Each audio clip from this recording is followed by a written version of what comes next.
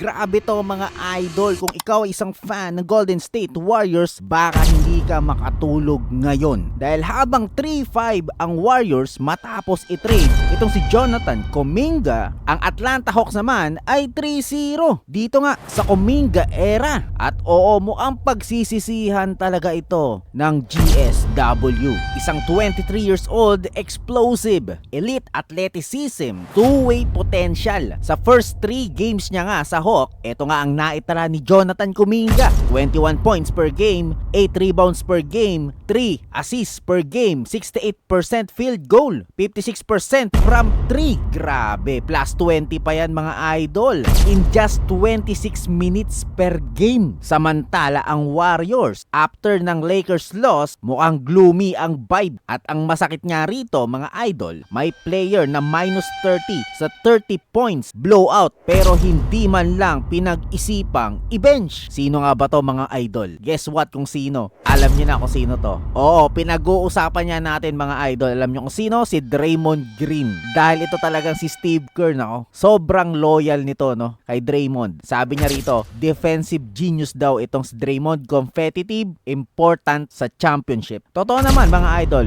Legacy wise, malaki ang ambag ni Draymond sa dynasty kasama si Stephen Curry. Pero sa basketball ngayon, production ngayon, fit ngayon, yan ang malaking tanong. Habang si Kuminga, dati na naka-stack sa bench, ngayon sa Atlanta, binigyan ng freedom, spacing, at role clarity. At boom! Ultimate breakout agad mga idol. Siyempre, sasabihin ng iba dyan, mahihinang teams lang nakakalaban ng Hawks, Wizards, Blazers, sub-negative 500 teams. Pero ito nga ang key data mga idol. Bago nga si Kuminga, Hawks is negative against sub-0.500 teams. After ng trade, plus 28 average margin sa wins. Aba, ayos ah. Hindi nga lang sila basta nananalo mga idol. Dinodominate din nila ito. At defensively, nako po, hindi maabot ng 100 ang Wizard twice. Blazers naman 101 lang. Ano ibig sabihin nito? Isa lang yan mga idol. Nagkaroon niya ng identity shift ang Hawks. Ang pattern niya dito mga idol ay hindi lang si Kuminga. Nagkaroon din ng breakout si Guy Santos. May breakout din si Ryan Rollins sa ibang team. Common denominator, syempre opportunity yan mga idol.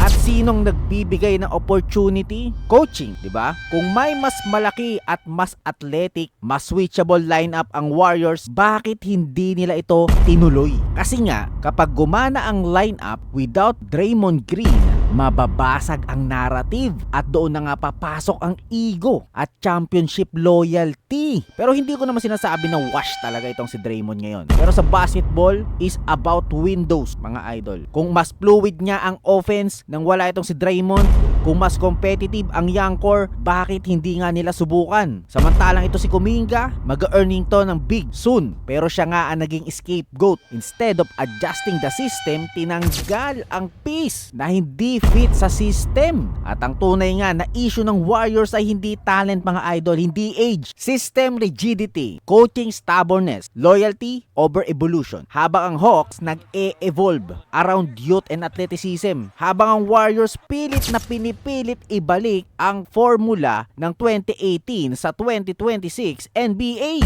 At sa modern NBA ngayon, switchable wings plus downhill pressure, spacing ang meta. Exactly ito kung ano si Kuminga. Kung mag-click naman ang tandem ng Hawks at makabuo ng chemistry before playoff, pwede silang maging dark horse ng East. Siyempre ang Warriors naman, kung hindi mag-a-adjust ang rotation at minutes distribution, play-in ceiling ang realistic scenario ng mga to mga idol. So ngayon, ang tanong ko sa'yo idol, pagsisisihan ba ng Warriors ang pag-trade kay Kuminga? O small sample size lang ba ito? At kung ikaw nga, si Steve Kerr, ibe-bench mo ba si Draymond para mas mabigyan ng malaking role ang young core? Siyempre pa comment down below na lang mga idol. Like kung agree ka, subscribe kung gusto mo ng mga real talk NBA analyst. Peace!